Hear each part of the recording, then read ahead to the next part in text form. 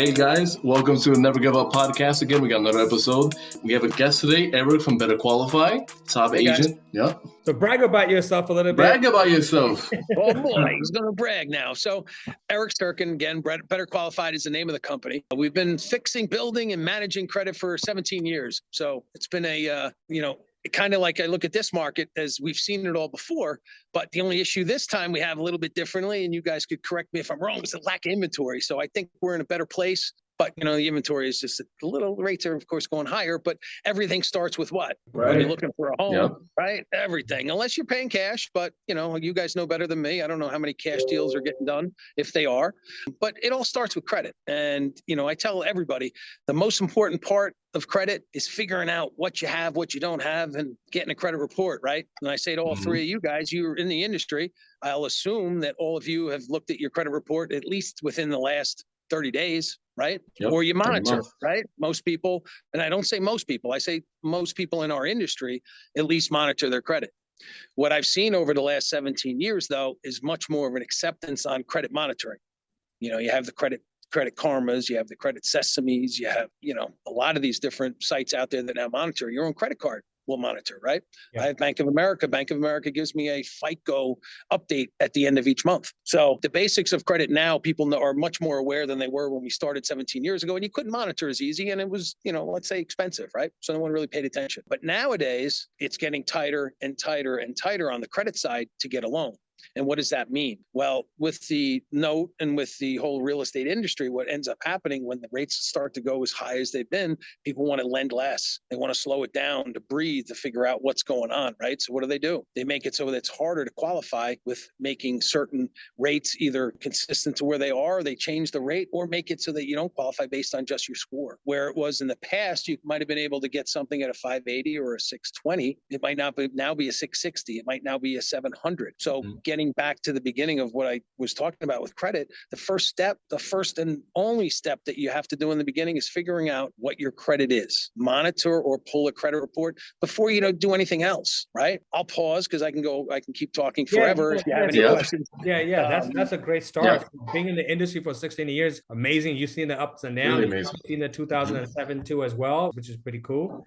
I had a particular question that you guys could kind of jump in. I wanted to know from the very beginning, right? So somebody that doesn't have a credit, and I'm going to talk about my 13, 14-year-old son, and how do they get into it, and then 18, and you could kind of explain, and then we could talk about what is the history, and then go into how do you start fixing, and so on and so forth. I'll make it real simple. If you don't have credit, or you're in that bracket of being, 17 and 18, there's a couple things you can do right away, right? The biggest one is get a secured credit card, right? Simple. You put a little money on an account. Let's say it's $200-300.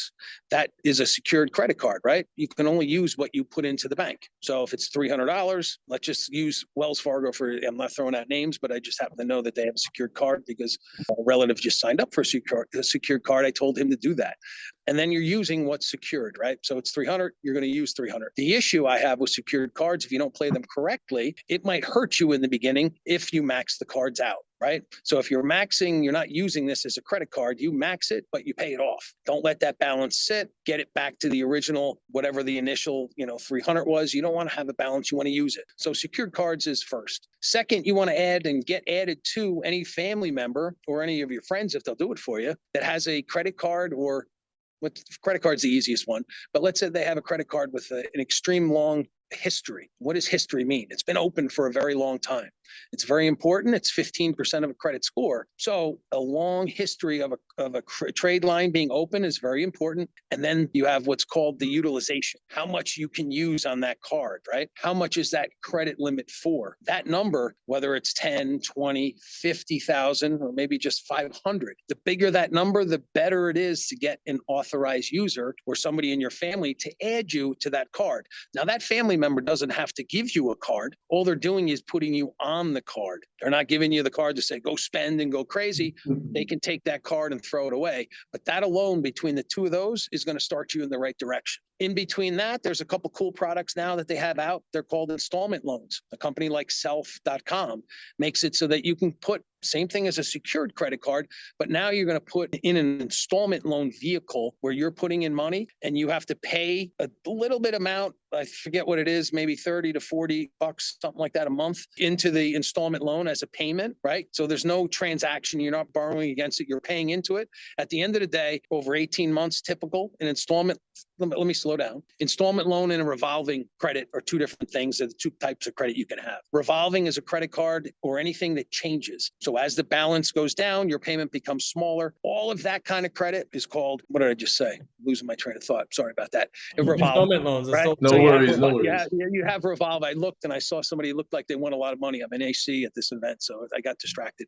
And then you have the installment loan. An installment loan never changes. And what does that mean? The payment doesn't change. The balance might be going down, but your payment stays the same. That installment loan is like a mortgage, a car, a student loan. Any of those loans, I call them much more valuable than a revolving, right? So if you go late on any of those cards, you're going to have a lot of pain. But if you do right by those installment loans, they boost your score much more than a revolving, right? So this self or other installment loans is what they do that you can make a payment. Let's say it's 30 bucks, maybe 40 bucks a month into your own account, right? That's going to boost your credit a lot. So between the three of those are the biggest things, right? Mhm. That's for somebody that has no credit or somebody that maybe has gone through some troubled times and all their trade lines that they had might have went into default and maybe they're working on that to fix it. If somebody doesn't have any credit or if their credit got completely damaged, the best way is, to rebuild it is to do it those three different ways. Okay. And what about the age? Does it matter for that? Like, Yes, the age is very important. The age is, again, 15% of your credit score. And then what I mean by age, if something's brand spanking new, you just opened a credit card, a lot of times that's going to affect your credit score for the first 3 months in a bad way. I know when I lease my car, I turn my car back in so they pull my credit again for the new lease. What happens? I monitor. I know my score in the last 12 years since I've been,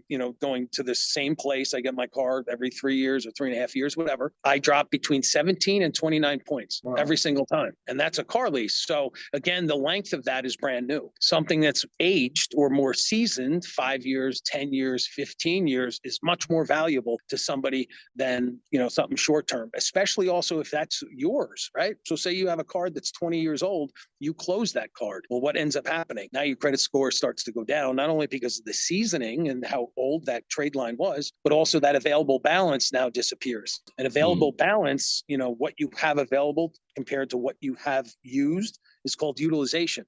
And utilization is 35% of your credit score. That's a monster, right? So if you go to 100% on a credit card, now your score is 30%, 35% going to be decreased, which is a big thing. I tell a lot of people the big thing about balance is you just have to know when your credit card reports. So let's just say today is the 10th. And your credit card reports on the 15th. You got to knock that balance down before the 15th. If you do it on the 16th, it doesn't matter for another 29 days until they report again, right? So pay attention to that, especially if you're, you guys are in the real estate world. If you have investors out there or people looking to buy stuff, in a expeditious and a fast way. I know, and you guys will see it more than me because I'm starting to hear it. Foreclosures and some other things are starting to pop back up on the market. So if someone's looking to dance, they got to be able to do it quickly, right? Yeah. A lot of good information. What are the ages they can start? I guess that's the proper. Also, another question that I had. You can, again, each bank and Wells might have. You can set up a bank account very early, and then I think to that bank account nowadays they're attaching secured cards based on a balance. You can move a certain amount, but go to your regular bank, whoever you bank with, and ask them. I don't know the minimum on that. I used to work at a bank for a couple of years, and 16, 15, at least a TD. I remember it was 16. Some banks go I think lowest is 14, but the average I see is 16. Yeah, and there's some other accounts that you can set up that do something for the kids. And because my partner has, I think his kid now is 15, but back in the day, I think when he was 8 or 9, he did a few. I don't have any kids, so I don't really pay attention to it. Nobody ever asked me the question before. I always point to my partner. I have a kid, and he's dibbling and dabbling into the stuff. So he's probably he already has an account on Cash App and pays people in Bitcoin probably. Probably. Yep, he's getting into some kind of bit. I don't know. I mean, He's doing He's in, something. he's in Dogecoin. He's in Dogecoin. He's a millionaire. He hasn't told you yet. He's waiting till he's 18 to tell you. When he asks you if he's ready to buy a house, you better be like, what? What? No, he's like, Dad, can we go open up an account? I'm like, where the hell are you getting this money, bro? Listen, kids now, it's amazing, and it's off topic, but they can do a ton of stuff online to earn little bits of money, like $1, $4. And because I only pay attention to my partner's kid, what he was doing on some of these like little artsy sites where I'm like, what? You get paid what? Yeah. All right, let's scale this a little bit. And he doesn't understand, I'm like, let's scale it. But so it never got off the ground. But yeah, there's a lot of ways to make money. That's awesome. So going back into when you are in the process of now, let's take into consideration, you have a whole bunch of judgments against you. You got some bad stuff that's out there. How does somebody, one, obviously try to do themselves, and how does somebody approach you as a professional to get those things done? And, I have done a couple of things. I mean, back then is like, I can try to consolidate. And the person's like, oh, you got to close this credit card. The biggest at $20,000. I'm like, really? You want me to close this up? But I did, and it hurt me. So I know never to make that mistake. But so somebody's looking to buy a property or an investment property, whatever have you, and they're around, I don't know, 550, let's say 580s. That's what we're seeing, 580, 600. How do they bring their credit score up? What do they need to do if there's something against them right now? How do they do it themselves? And why approach a professional? I always believe pay a professional, why get the headaches and get it. And obviously I think another question that I had from a lot of the clients, a lot of the people are scammers. I mean, I have seen it too as well. Be very scammers, right? Oh yeah, for sure. Yeah. When we started in 2005, it was the funniest thing because people thought, we were brand new, and I heard all this stuff about people and scam. I said, what do you mean there's scammers out there? Well, I gave this guy $2,000 cash, and first thing I would say was, okay, you got a receipt and you got a contract. No, he said he was the guy, he was going to take care of it. And I just thought to myself, well, if you're that gullible and, gave somebody that much money right off the bat to do anything, that's crazy to begin with. But okay, so that's what we were up against. So again, scammers, if anybody asks you and they're not going to give you a contract, especially in our industry, it's against the law not to have a contract. You have to have a contract with a specific dollar amount you're charging for XYZ and what you're doing, right? That's the biggest part. But as far as cleaning stuff up, and I tell everybody, we go back to what I said first, you got to get a credit report. You got to take a peek at it. Depending on what you have to look at that and say, depending on what it is, right? If it's late, different strategy. If it's collections and you don't owe that money, right? Or you think you don't owe that money, or if you're in charge off or in your judgment, right? You got a couple different, judgment to charge off to collection. All those, you have to decide how much can you afford if you have to pay that stuff back. There's violations that could happen doing certain things on all of those to see how the creditors hold up. So there's a whole slew of stuff to do, especially just depending on what it is. If it's late, it's this. If it's collection stuff, before you do anything, because you know how many conversations I've had with people that say, well, I just paid this off. And I go in full? Yeah, I did. Okay, well, that was stupid. Right. So before you pay anything off, again, you have to speak to somebody that kind of knows what they're doing in this capacity. On the other stuff, you can try. You can do your, try to get lates removed and call your bank or call the creditor and do what you have to do. I kind of tell everybody that to begin with, because I've been down that road, right? I've had late payments or late fees, and I get on the phone and, oh my God, this is what happens. Sometimes they do it, and most of the time they don't. On the fees, most of the time they'll do something with you depending on how long you bank with them, right? But even a $39 late fee is stupid. Why pay that if you just pick up the phone and ask, right? Exactly. But if they're late, sometimes they can fix it. Sometimes they don't. If they don't, that's the direction of which we have to go at. You can dispute it and do what you have to do with the bureaus. And again, something happens good, something happens bad, whatever the result is, it's on you. When it comes to the debt stuff, though, I wouldn't mess around there, because you can cost yourself thousands and thousands of dollars, and your credit will be as bad as it was before you even started, and it will occur, won't correct as fast. And I don't like, again, on that stuff, we look at it first. There's no fee. I pass it to the attorneys. They say whether or not they want to take the case. If they don't want to take the case and they don't think there's a violation in it, I say to everybody, what can you afford to pay, right? If it's $5,000, what can you afford? It wasn't me, and and you'll have people say that was a default judgment. Everybody knows what a default judgment is, right? You took the paperwork, you never showed up. And yes, those are better than other judgments, right? So there's first reopen it, and there's things you can do, and you probably work down that magical number of whatever it was to whatever, or you might get it waived. Again, this is all stuff depending on if it's late stuff or if it's debt. Two different animals. The late stuff is, I'd say, a much easier fix and time frame wise. This stuff might take a little longer because you want to see if they violate. But the biggest thing, and you said, what's the fastest way to go from a 580 or a 620 or a 660 to a 7?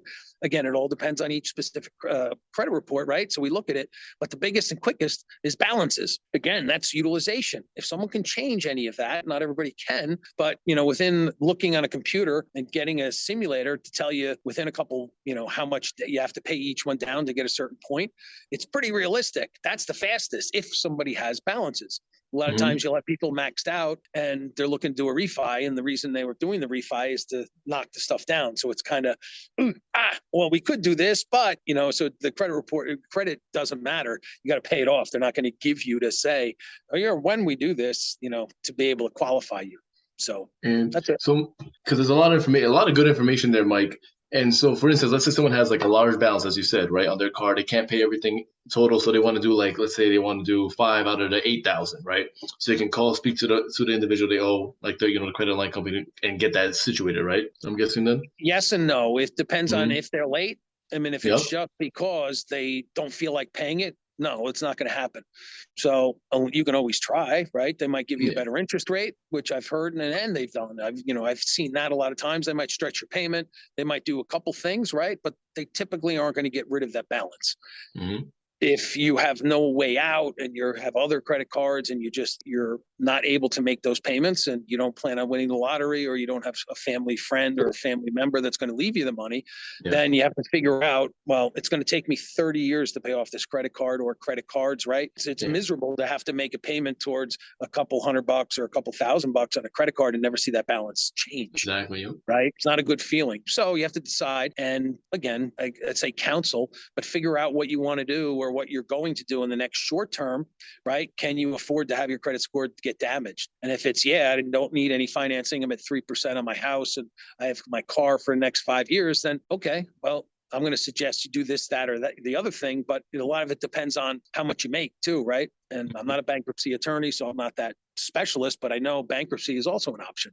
So again, depending on how much you make, that's all relevant to what kind of mode you're going to go into. But again, a lot of this stuff is not everybody we can help, right? But if somebody is looking to buy something, typically they have, a decent job. We don't want to put people in houses they can't afford, like back in 2006. At least then they were getting money to buy a house. Right now, they can't do the same, right? You got to put money down. So it's a different world. But we don't want to, we want to set expectations, especially when somebody has certain interests or certain cards with balances. What's going to happen? Again, I think there was some good news today that CPI didn't go that high. So I think the note got better, but I think they're still going to continue and have to continue to raise rates. So, when that changes, it becomes difficult. And then you have a question, Rocky? Yeah, I have a question. So let's say, for example, I want to buy a house and my car just got repossessed and I went and paid back out. Does it still affect my credit? Even though, I took my car to repossess me. Repossession is a tough one. That's a tough one. That's a lot of points, so it's an installment loan and it goes into collection and it's probably going to get sold at auction. So now you're going to have a deficiency balance. So, it's not an easy fix. A lot of times what you have to do is negotiate after the fact, right? And hope that they make some mistakes. And at that point, you can see everything else. Again, most of the people that get a repossession or go down that route have a pretty banged up credit on a lot of different things. But then again, maybe it's just a one shot. Maybe it was a car that you co-signed for somebody. And here's a tip. If you co-sign for anybody and anything, and sometimes you have to do it, just make sure that you're the one making the payment and you're collecting the money from the person that ended up borrowing it. Because this way, you can at least gauge whether or not someone will tell you after the fact that they didn't make the payment and you'll get an alert to show that you're 30 days late. So now you're screwed, right? So at least you're making the payment. Another big tip is if you're going through a divorce, do not rely on that divorce decree. That divorce decree means something in court, but the credit bureaus don't care. They don't care if you don't make a payment because XYZ was supposed to make that payment. If you're still on file or trade lines together, you're responsible. So pay attention to that before you do any finalization. If you can pay off stuff, pay it off and then close it. What else? If you're looking to boost your credit a couple points, don't pay your credit cards to zero. Leave a small balance, $5-10. That's it. And that'll actually increase your score a couple points because it shows you can manage debt, which is kind of crazy, but that's what they do. I didn't even knew that being in the industry for years. I always pay it off. Yeah, I always think is you always put it at zero. That's interesting. I always go to zero too. I don't need, I'm if I'm going to do some financing, maybe. But if you're in 600s or low sevens, I mean, above 740 and 760, it really doesn't matter. If at least I haven't seen that someone says, "Oh, you're an 800 score, we're going to give you this." I think, again, I'm not a bank, but no one ever congratulated me when I'm an 818 or a 798 or 798. It's usually where I fluctuate if I have a balance on a credit card, because I'm not looking for financing. But again, that's not that big of a difference. It's a big difference if you're lower in the sixes, for sure. We should create a plan, like give them a plaque. Hey, you had 800. Congratulations. Congratulations, you did it. Well, listen, my parents, who growing up, are always crazy conscious, and I think some of the friends' parents are the same way. If they miss a payment, it's like holy craziness, right? Yeah. Mm-hmm. For us, it's all right. We'll fight it. It's no big deal. It's kind of like we use credit more than they use it. So now that we mentioned that, for example, my mother-in-law, she's super paranoid with credit. Her credit card went from 10,000 to 20, 15,000 around there. And she called them like, hey, well, you guys raising my credit. I want to lower it down. I want to bring it down to 5,000, matter of fact. So does that affect the credit when you go, when they give you a credit card for 15, 20,000, you want to bring it down to 5? Yeah, big time. That's utilization. Back in 206 or 207, if you guys were around then, and then 208-ish is when really things started between 207 and 208. But there were a lot of people had credit lines on their house for 150 grand. That's an installment loan, right? I had one, so I know. Out of it, I used 50. So I was at a very low percent, 33%, right? Which is okay. You want to keep it below 30, but on an installment loan, it's not really that big of a deal. And when everything started to spiral out of the, banking world, like, oh my God, we have no more money to lend. We got to close all these accounts. Well, they closed the account that was for 150 to 50 where the balance was. So now I just lost $100,000 worth of available. And now I was maxed out. So our score dropped from in the sevens down to like a 620. Well, what happens when you break those barriers? Now you get calls from your credit cards. Oh my God, because they have flags. They got little things. Oh my God, our customer went under 660. Boom, we got to cut his. So now you had that crazy downward spiral. So you have to pay attention to all this, especially if you're looking to do anything in the short term. If you have a 5-year plan and you really don't need anything and you're not going to co-sign, then okay. It's okay, right? You can close certain cards and you can do a few things if you have time, but never do it if you're expecting or having to do something right away. All right, awesome. Yep. Well, that's about it, boys. I got to run back into the convention center. Us too, Eric. Thank you for your time, Eric. Thank you, Eric. We're going to have your information below, guys. If anybody wants to contact Eric directly, I know he has a system and process in the back end. We'll have your information below so you can contact you. Definitely. Right away. Thank you for your time. I appreciate your taking. Thank you, Eric. Really good information. I appreciate it, brother.